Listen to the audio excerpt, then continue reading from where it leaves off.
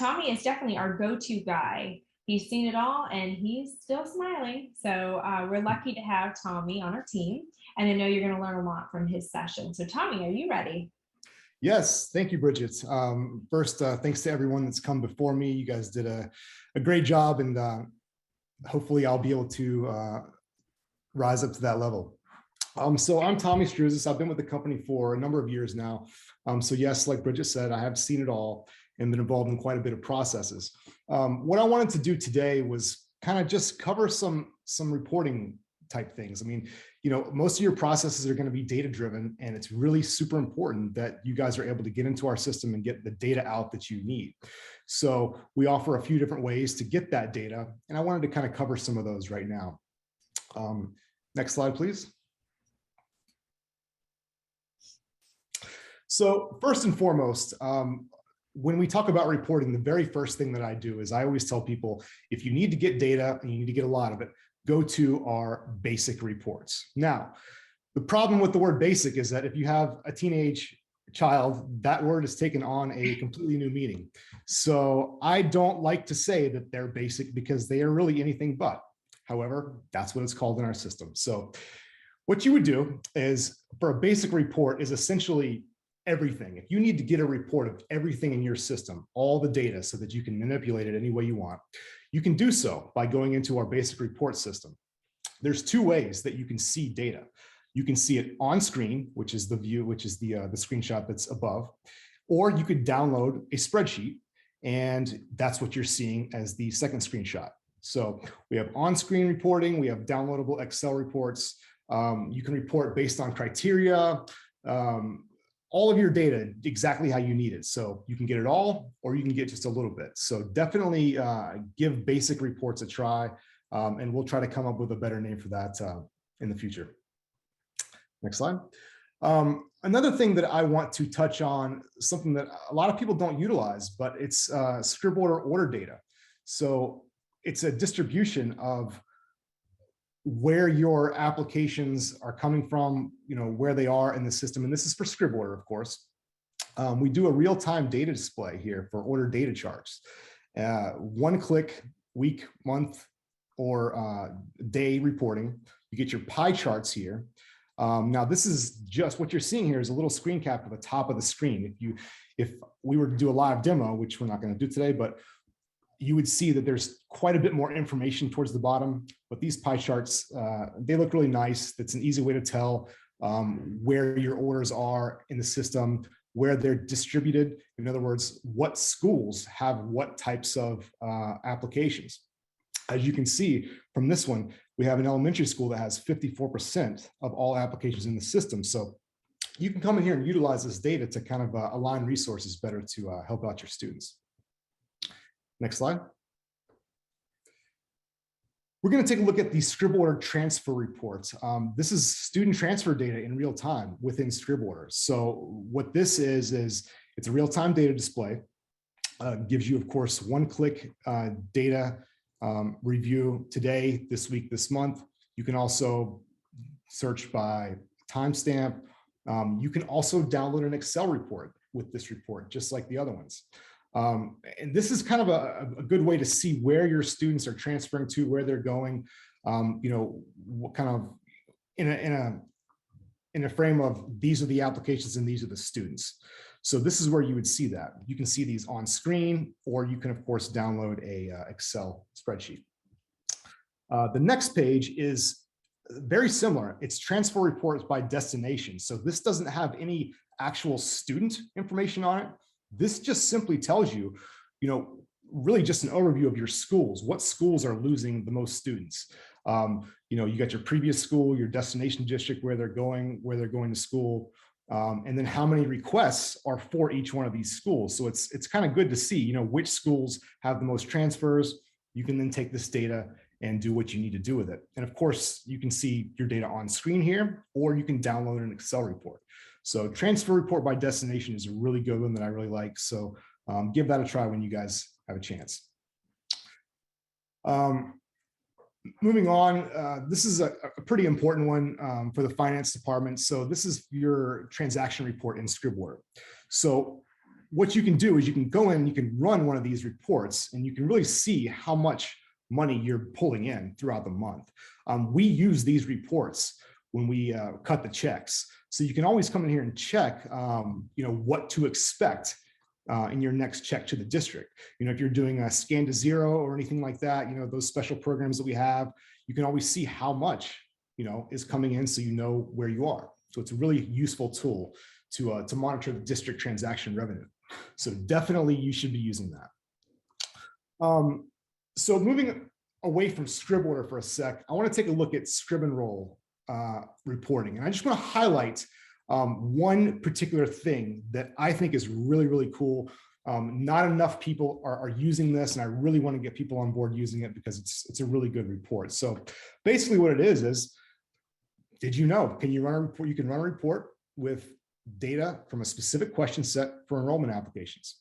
In other words, you can take several questions on your enrollment application, and you can tie those to a custom report where you can download that and only get the answers to those questions. Now, so far, we've found they've been really good for transportation reports, McKinney-Vento reports, English language learner reports, and military. So those are the 4 that we offer currently, but we're always open to ideas for more. So let's take a look at what this looks like on the next slide. So this is a transportation report. So what you're seeing here is this is a custom report that what we've done is we've taken a ScribEnroll application and we've tied specific questions to this report so that whenever you generate it, it executes only what you need. So for the transportation report, this particular client, they wanted to have the address information here. And then of course, there's only really 3 questions that are being answered. Bus transportation needed, AM bus location, PM bus location. Now, this is a simplified version because there's only really 3 questions for this particular app. But let's say that you have 5 questions that you always ask for your transportation department. You can tie those to this report and give your transportation department access to just download this one report so that they can get all that data and they're not having to go to the basic reports and download the whole, all of that data. They don't need all that. They just want to see what applies to transportation. So it's a very good tool to use. The next page, the next slide we have is the McKinney-Vento report. This is also super important. This is also custom. You can choose which fields to map to this report. These McKinney-Vento questions are pretty standard across states. So usually you'll have the basic items that you ask, but it is a custom report. So if you want to add some additional items on the ScribEnroll application page to map to this report, we can absolutely do so. So in this case, of course, you have your residency type, your temporary residency, residency hardship, things of that nature. These are all questions that are answered on the application by the parents enrolling their students. So we're taking all of this information and we're putting it in a single report so that you can download that. Now, of course, along with the answers to these questions, you're going to have the application data, the student's name and things like that. But of course, you're going to see that on most of the reports that you generate. But just for McKinney-Vento, you would of course have those along with these fields here that you can of course choose which ones you want to map here. So it's a very useful item for those types of reports.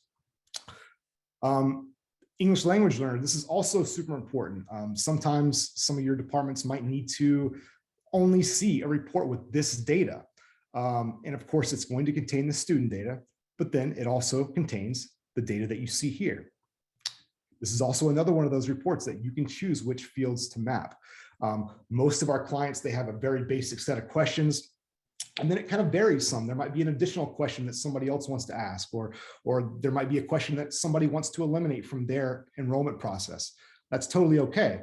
Whatever questions that you ask for the English language learners for your district, we can populate that information into its own special report that you see here with whatever fields that you need. The next report is the military report. Now, this is kind of a standard reporting fields that we use just because that's what we have baked into the system. We always ask if the student is a military family, yes, no. And then of course, relationship, branch, status, grade, and installation. Those are the questions that we always ask. That's pretty much standard across the board. But this gives you the ability to download that data, just that data, because keep in mind, when you download a standard basic report out of the system, it's giving you all of the data. It's really good for getting a broad overview, somebody who's really crunching the numbers to get that. But for people that just need to see the military information, well, we have the ability to export that into its own report. So these are really, really good to use, and we're always up for new ideas as to what we can do moving forward. I know that we're going to be adding a medical report so that we can export that medical data into one of these at some point in the future. So, definitely your feedback is what drives the creation of these types of things. So if these are items that you would like to use in your ScribEnroll implementation, and you're already on board with that, contact us, let us know. We can get these set up really quickly. It's not much work to get these turned on for you guys. So just keep that in mind. Contact your project manager or your sales rep, and we'll get that going for you guys. So moving on to ScribChoice reports, what I want to do is highlight status verification reports. This is another one of those things that's pretty new, and not enough people are utilizing this, and it really is a cool thing to use. So my question that I pose to you guys is, did you know that you can add a custom yes/no question to a ScribChoice application? When answered yes by the parent, the application can then be automatically routed to a verification queue first before landing in the standard processing queue. It's a lot of words. What that means is, typically, when an application comes in for choice or enroll, parent submits the application and it comes right into a queue where you would then process that, where the data manager would process it, or the central office would process it. It comes right into the queue and it's available to work. Now, what this does is we add a custom question to your application. It's just a yes/no question. If the parent says yes to it, what we can do is we can take that application and all applications that have an answer to that question as yes, we can pop that into a separate verification queue first, so that another team that might be doing, IEP, for example, which is what I'm going to show you on the next page, but that team can actually review applications to verify the IEP status of a student prior to allowing that application to be processed in the standard queue. So let's take a look. On the next slide, we have just that. We added a custom application question. Does this student require specific educational services based on the IEP? It's a very important question. You really have to collect this data. So in this case, when the parent answers yes to this,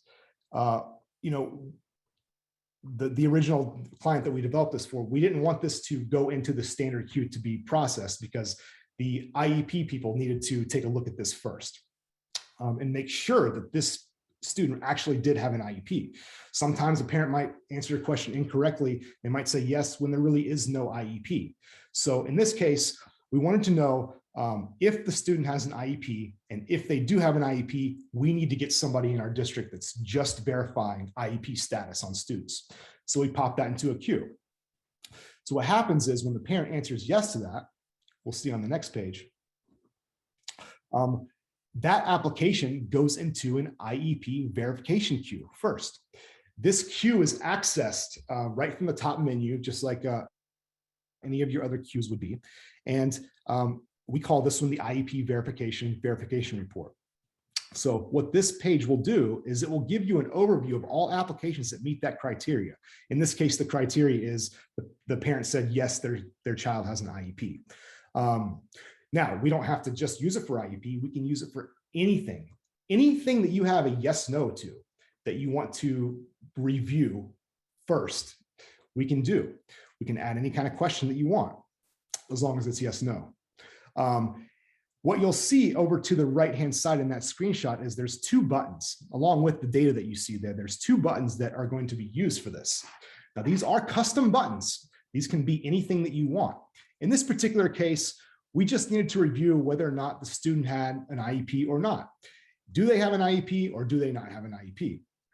If they do have an IEP, then the processor in this case would just simply hit that IEP services yes button. What that does is it puts in the work history of the application that yes, this application was reviewed and was confirmed that this student does have an IEP. If they clicked no, it does the same thing. It just puts a message in the work history that this application has been verified and the student actually does not have an IEP. So, use that information whenever you process this. At that point, when either one of these buttons are clicked, this application disappears from this queue and it goes into the standard processing queue along with your message. So the cool thing about this is, these green buttons, we can add as many green buttons as you want. I've got some clients that have 5 statuses on some of these questions. And inside those statuses can be a different message. So you can have, let's say you wanted for IEP, you needed to have a 3rd button here. Well, we could add a 3rd button. We could call it whatever you want. We could name that button whatever you want it to be named. And we can also control the exact message that is going to be displayed in the work history once that button is clicked. So it's really 2 parts. We have a name for the button that's easily understandable for the people that are processing these, and we can fully customize that message that goes into the application. It's really, really cool. You can do this for any kind of application in your system.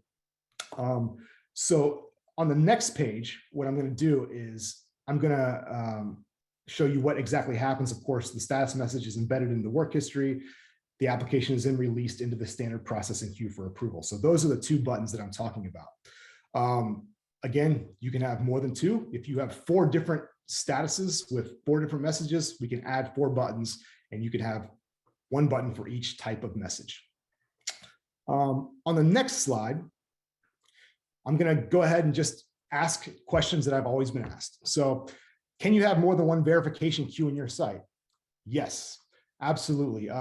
What that means is you can have multiple questions on an application that have different types of verification queues. So you can really have as many as you need. Can I have more than 1 trigger question tied to a single verification queue? Yep, absolutely. So what that means is, let's say that you have 2 questions on the application, and if either one of those answers is yes, it can go into that queue. So in the case before where I used IEP as an example, there could be 2 questions to kind of, ask, 2 ways to ask if that student has an IEP. If they answer one question no and the other one yes, well, then we can trigger that into the IEP queue. If they answer both yes, well, then it will obviously automatically go into the IEP queue. So it's really either or. So you can have multiple questions that when one of those is given a yes answer, we can pop it into that queue. So that's a really cool thing to do. Next slide, a couple more questions. Can you have more than 2 buttons? Yep, you can have as many buttons as you need, although we do kind of like to keep it, less than 10 if possible, because it kind of fills the screen a little bit. And you can, of course, name the buttons whatever you want. This is a really cool feature. Again, it's one of our newest features in the system, and just not a lot of people are utilizing it enough, but the folks who are using it, they live by it. I mean, they love it. It works really well for their workflow. And, if you want to get started using this, let's go to the next slide. If you want to get started using this, then you absolutely just let us know and we can get it done. Big question would be, can you customize a status message? I've probably answered that 3 times already, but to reiterate, yes, these are custom buttons and custom questions. The last question I have here is, can I have more than 1 application type feeding into the same queue? Yes, and this is a good one. So you could have enrollment applications of a certain type with the same question going into that queue, and you can have a different application type. Maybe it's a choice application that's not an enrollment. You could have the same question on that application feeding into this one queue. So a verification queue doesn't necessarily have to contain 1 application type. It can contain many, as long as that same question is across all of those application types, then you can do it like that. So how to get started, right? Just reach out to us, reach out to your project manager, let them know that you'd like to get started, getting this up and running. We have several sites that we can demo and show you how this works. We can give you a live demo, and we can kind of work with you to determine the solution. You tell us what your needs are, and we can show you how we can make that work. It's really super easy to set up and configure too. So in all likelihood, an hour meeting, we could get your needs and actually build those real time and demo that right there for you, because it's really easy to configure. So definitely reach out if that's something that interests you guys. Again, it's just something that I think is really good that just not enough people are using, and we really want to get people to use that. So contact us. We'll consult, we'll get it built, and you don't have to lift a finger unless you really want to, but just let us know. So that's really all I have today on the reporting side. I really wanted to highlight those last couple of items to get people utilizing some of these features that we create, because a lot of these things can really help you guys. I'm certain that there's issues that you guys are having that can be solved with some of these things that you might not know enough about. So definitely anything that you've seen here, let us know, and we'll get you guys started. So that's all I've got. Thanks for listening. Thanks, Tommy. I think that will help a lot of people. And before I go on to finish up the tips and tools, or tricks and tools that we have for Scribbles software, Kurt wants to make an announcement about an upcoming session that we're just kind of throwing in there at the end because a lot of people have asked for it. Kurt? Yeah, well, they will be talking to Tom, so that's perfect. But yeah, so Tom has agreed, and again, Tom is the guy to ask about this. So a couple of you, have asked about how to submit an order or a request. So we're going to show a little bit about ScribTransfer coming up, probably about 1:40, 1:45. So later this afternoon. Well, actually not that far away, I guess now, 30 minutes away, Tom will come back on. And for those of you that are non-users, Shannon, Tawana, I saw you guys ask those questions. I'm sure there's others on the call, but he'll be doing a good 10 to 15 minutes on just a ScribTransfer. It might not take that long, but it'll give you a chance to ask questions. So if you have questions in advance for the ScribTransfer, go ahead and put those in the Q&A so I can start tallying those up and get those to him, so we can make sure that maximizes our time there. So hopefully that helps all of you that are on the call waiting for that. And Tom, thanks ahead of time for doing that. Thanks, Kurt. And thank you, Tommy, as well. So I'm going to continue on here with and end this session. My heart and passion is all around family engagement. So I thought I would share some best practices around how you can use the tools that we already have for you at your fingertips, and how you can maximize your relationships with families as well as your own efficiency. So the two things I really want to focus on are the family dashboard and emails. Next slide. On this screen, you see the family dashboard where the red circle is drawn. This is all you. This is your place to define the important things that you want families to know. So every school and district is different. So this can be tailored to what is important to your community and your families. And remember that people are on this screen. It's a captive audience. So they're here. Show them what you want them to know and what would be most helpful. And obviously be careful with clutter, keep it short, concise, and link to areas of importance. Remember the next screen. We have, Tom's session here. So remember Tom's session on Scrib Forms. This is where those live on the dashboard, and they're great to use to get information from families. They are easily accessed on the dashboard, and families will be able to see what they need to complete right there. Remember, the awesome thing with forms is that they can go to specific grades and students. In the district that my kids go to, they use Scrib Forms, and it's really nice to get all that information right there, because I am not having to get it out of the bottom of a backpack and sign it and hope it makes it back to school. I know it's going to go to where it needs to go. So that's really helpful. Next screen. Did you know that you can write a message to a family through the system, and it shows up on the dashboard for families to see right where the red circle is? That's the spot where you'll be able to see those updates. Next screen. The last thing I wanted to show you on the dashboard is the leave a message button. This allows families to actually leave a verbal message for your team. So sometimes it's a lot easier for a family member to share details by speaking rather than writing. So this tracks those voicemails and allows you the time you need to gather that information and then respond to them. Next up is emails.